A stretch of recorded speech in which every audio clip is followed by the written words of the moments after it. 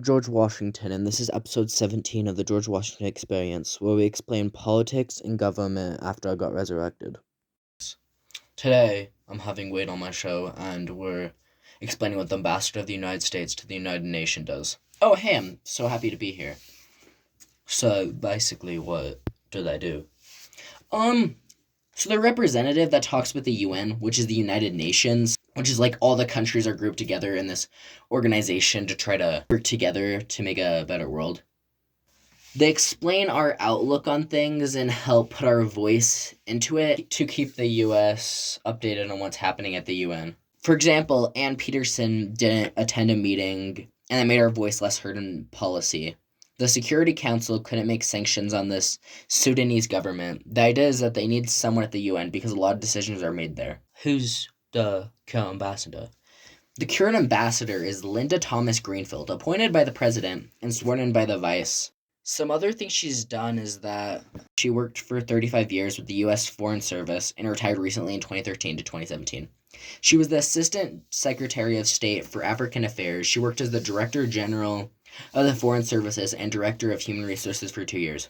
She holds a bachelor's degree from Louisiana State University and has a master's degree from the University of Wisconsin. So, she's pretty qualified. So what's some history on this? A brief history is the first one was Edward Raleigh Stannis Jr. This was around the time of the war against the Soviet Union. They could have used this as a tool to settle disputes with Russia. Edward at the time quit because he felt like President Truman didn't want to try and use the UN as a tool to settle things with Russia and avoid a war. This was the start of this position, and we have been able to use it as a tool so we can work together as nations and possibly reduce warfare. Shut up, you're annoying. Okay, what are some other people who work for the department, and what do they do? Well, there are other people within the department. Robert A. Wood, the alternate representative U.S. to UN, a special political affairs in the United Nations, and alternate representative of the United States for special political affairs in the sessions of the General Assembly of the United Nations. Then there's Lisa Carty, representative of the Economics and Social Council of Nations and alternate representative of the United States. And then Ambassador Christopher P. Liu, UN Management Reform and the alternate representative of the United States of America to the session of the General Assembly of the United Nations. What are some branches of this? There's the executive section, which provides strategic counsel and operational support to the U.S. representatives to United Nations. They have people to strategize, set up logistics, and make plans. The economical and social sections oversees the UN's work on economic, social, and human rights issues, and the UN's work with post-conflict, peace-building, and humanitarian assistance.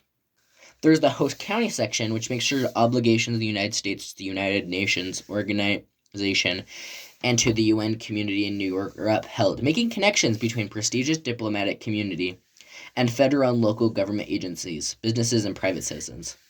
Then there's the legal section.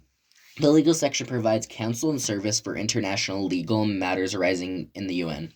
Management and reform section. They are the ones who delegate to the General Assembly. They are the delegates that go to the Assembly's fifth committee, meaning they get their budgetary stuff approved because they're just figures out their budget and what they have. They also try to get out waste, fraud, and abuse of the United Nations, and you can report abuses. They strengthen the oversight and functions of the United States and bodies within the UN system. Can you connect this with anything done in Utah? From what I've seen, they have nothing to do with Utah because they mainly work with outside of the U.S. and with president and vice president. Can you find any current legislation the department has lobbied for or been part of creating? They work with the UN, which influences a lot of overall. It works with human rights in other countries, peacekeeping, health, international law. They have repaired frayed relations with other countries. They made legislation against Iran and North Korea to avoid nuclear missiles, save lives in Libya, support independence of southern Sudan, humanitarian efforts in Africa. The UN is very powerful, and so having your voice in it can do it a lot. Shut up, you're so annoying. What is this, an essay? This is supposed to be a podcast. Everyone's gonna click out. I didn't know that the president was such a clout goblin. Yeah, of course, I can't make a living off of this dumb podcast if people like you are boring. So what are your sources? I don't know how to believe you. Okay, here are my sources.